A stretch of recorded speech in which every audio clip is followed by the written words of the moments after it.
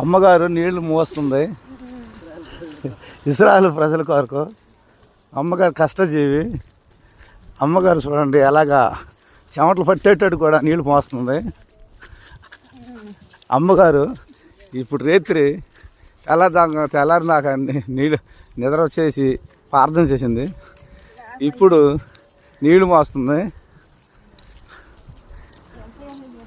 అమ్మగారు 15 సంఘాలకి పాస్టర్ గారు అయ్యండి తగ్గించుకొని నీళ్లు మోస్తుంది.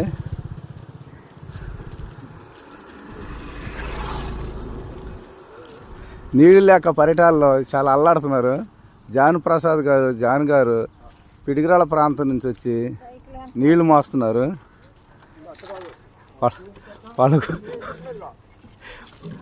వాళ్ళ గురువు గారితో సహా ఎంత శ్రమలు పడుతున్నారో.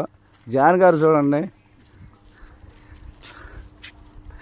సాంసోన్ గారు 10 ఎకరాల రైతు తగ్గించుకొని సేవ చేయటానికి సేవ పరిచర్యలోకి వచ్చేసాడు. వాళ్ళ గురువు గారు సులమనయ్య గారు.